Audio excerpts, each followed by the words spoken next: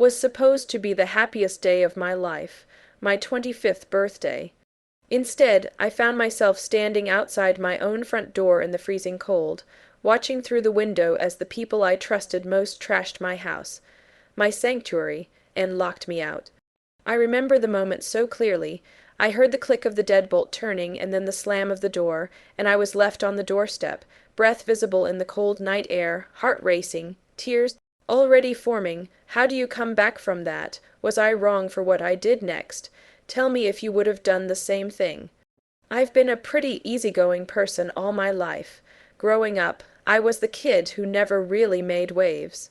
I was the steady friend, the reliable one, the person people thought they could count on. By the time I turned 25, I'd carved out a comfortable little life for myself. I had a modest apartment in my hometown, a steady job, a few close friends who I trusted like family, and a sense of routine that felt safe. My birthday always meant something to me. It was a celebration of how far I'd come, and each year I tried to make it special in some small way. This year, I told myself I wasn't going to make any grand plan. I just wanted it quiet, maybe dinner out with my friends, maybe some cake, some laughs. No drama, no fireworks. The people who ended up doing this to me weren't strangers. They were my roommates, 2 guys, let's call them Mike and Dave for the sake of anonymity, and one close friend, let's call her Sarah, who had been crashing on the couch for a few months because her lease fell through. I considered them part of my support system. Mike and Dave were college friends, both a little wild, sure, but nothing I hadn't seen before. They had their quirks. Mike was the kind of guy who'd throw spontaneous parties. Dave liked to stay up late gaming and drinking. And Sarah was the easy one to trust. She and I had been friends for years, always had each other's backs. We had a talk earlier in the week. On my birthday I'd invite them over for dinner around 7. We'd have a little get. Together, maybe board games after, cake, chill.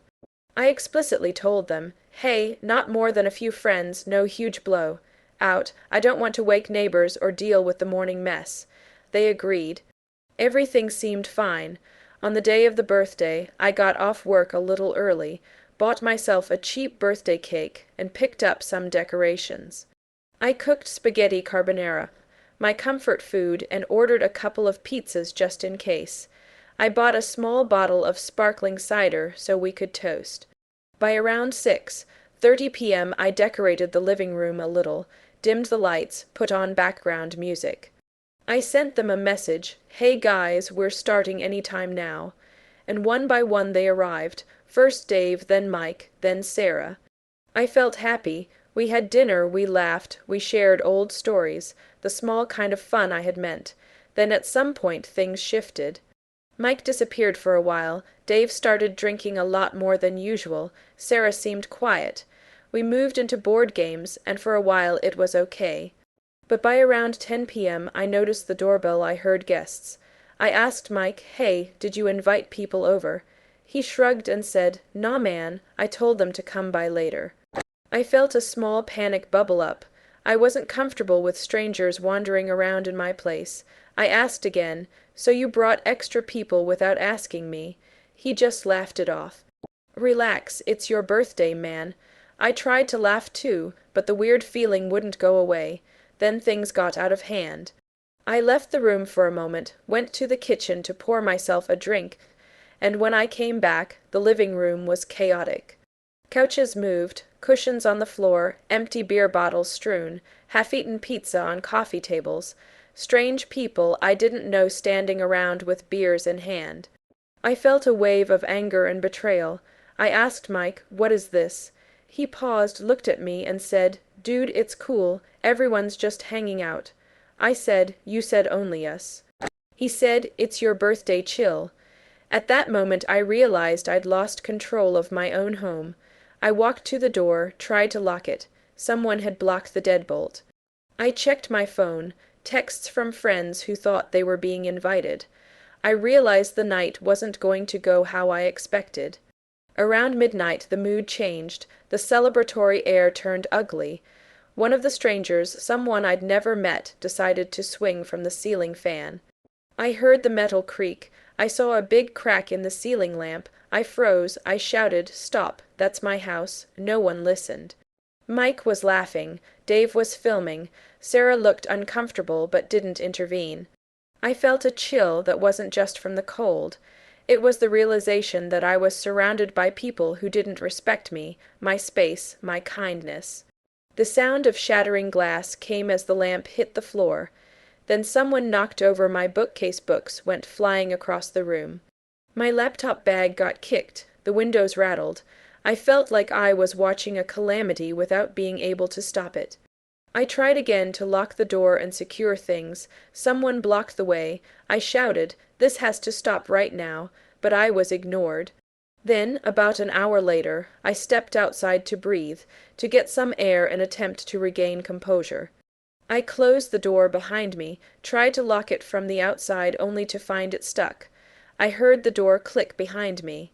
I realized the deadbolt was now engaged from the inside. The handle turned but didn't open. Panic surged. I banged on the door. "Mike, Dave, Sarah, let me in." But all I heard was laughter, muffled voices, music booming. I wasn't invited. I was excluded. I was locked out. I pulled out my phone. No signal inside the cramped hallway. I walked to the front step, shivering now. Cake still inside, lights on inside. A party going on just behind the glass door while I stood alone outside. The cold air, the silence, the betrayal, it all hit me at once. So that's the situation I was in, and I had to make a choice. Before I tell you what happened next, I want you to pause and comment below what you would have done in my shoes. Would you have tried to kick the door down? Would you have called the cops? Would you have gone home and let things cool? I kept asking myself, am I overreacting? Because maybe they meant no harm, but then I felt fear, not fear of them. Fear of being powerless, fear of my safe space being violated. So I made my decision. I stood there for a few minutes, watching shadows dance through the living room windows, hearing laughter, the crash of things being thrown, the glint of flashing phone lights. Finally, I walked down to the neighbor's porch, a kind older couple I knew from the hallway. I explained the situation. "Hey, I need to use your phone, please." They looked concerned. I dialed the non-emergency number for the local police. I didn't call at first because I thought it would become weird, but the feeling inside me had changed from anger to something colder, resolve. I told the dispatcher that I believed there was an unauthorized party inside my residence. I had been locked outside and feared for my property. An officer arrived within 15 minutes. I stayed with the neighbors as they knocked. I watched through their window. The cops barged in. People scattered. Mike and Dave tried to play dumb. Sarah looked empty. The officers asked the party to disperse. They made them leave. I entered my home with the officer. The place was trashed. Broken lamp, beer spilled all over the carpet, the couch cushions slashed, graffiti on a white wall, just some stupid scribbles, but still, my computer bag opened, charger missing, clothes from my closet pulled out and on the floor. I froze. I felt sick. Part of me wanted to scream. I had so many questions. Why? How did it get this bad? Mike admitted he had invited friends over, said he thought I wouldn't mind, and apologized. But the apology felt shallow. Dave sat in the corner, head down, saying nothing. Sarah told me later she should have spoken up, but was dragged along. I wanted to believe her, but trust felt fractured. I spent that night sleeping in the guest room of the neighbors, because I didn't want to stay in the house I now felt violated in. The next day I called the landlord, told him the situation, and asked for an inspection. Landlord came, took photos. He told me I'd be responsible for the damages. My heart sank. I realized that even as a victim I might be paying for this mess. I also realized I didn't really know my roommates anymore. I had choices. I could demand they pay for everything, serve them eviction notices, break ties. Or I could try to salvage something, maintain friendship, move on. But overnight, the parameters changed. I realized friendships and roommates are not the same as family, and maybe I had treated them like it. I spent hours going through the wreckage taking photos, listing missing items, estimating costs. I reached out to my insurance company. Meanwhile, I stayed with the neighbor couple because going back into my living room felt wrong. I felt small, exposed, betrayed. Every time I turned a corner in that apartment, I saw the chaos. A torn cushion here, a beer can there. I did the math. The damage would cost me over $1,000, not including emotional cost, and then came the confrontation. I asked for a meeting with Mike, Dave, and Sarah the following weekend. I prepared myself. I wrote down what happened, how I felt, and what I expected from them. I remember that day clearly. The sun was out, but I felt heavy. They sat on my still, messed up living room furniture, which I hadn't replaced yet. I laid out the photos. I expected at least remorse. Instead, I got excuses. Mike said it was just a party. Dave said, "We didn't think you'd lock yourself out." And Sarah said, "I'm sorry you feel that way." My blood boiled. I spoke slowly. "You destroyed my home. You locked me out. You left me standing in the cold with no warning. This isn't just some prank." I paused. I looked at each of them in the eyes. I trusted you. The air was quiet. I felt tears coming, but held them back. I said, "Here's what's going to happen. I've compiled the damage. I expect you to cover repairs and lost items.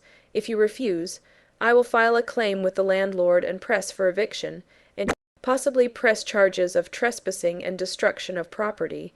Their jaws dropped. They said, "You can't do that," but I calmly said I can. It was my home. I had evidence. I wasn't backing down. They asked for some time to gather money. I agreed, but with one condition. They would leave the apartment within 30 days if payment wasn't received. They nodded. I felt empowerment. I wasn't a victim anymore. I was setting boundaries. Over the next week, I received messages. Mike apologized again, offered to pay small amounts. Dave was silent. Sarah texted constantly, trying to rationalize. I ignored the texts. My phone rang off the hook. I blocked calls for a while. Meanwhile, I cleaned up, replaced the lamp, cleaned the carpet, bought a new cushion. The landlord gave me a bill. I forwarded it to Mike, Dave, and Sarah with a deadline. The date passed. Nothing. I filed the claim. They were served eviction notices. They moved out. It hurt. The friendships died. But the betrayal was too big. In the weeks that followed, I felt lighter. I changed my locks. I installed a security camera. I repaired the walls. I reclaimed my space. I still think about that night. The shock of standing outside in the cold, the disbelief, the anger, the sadness. I also think about the lesson. Trust has a cost. Safety is not guaranteed. Boundaries are everything. As for them, I haven't talked to Mike since.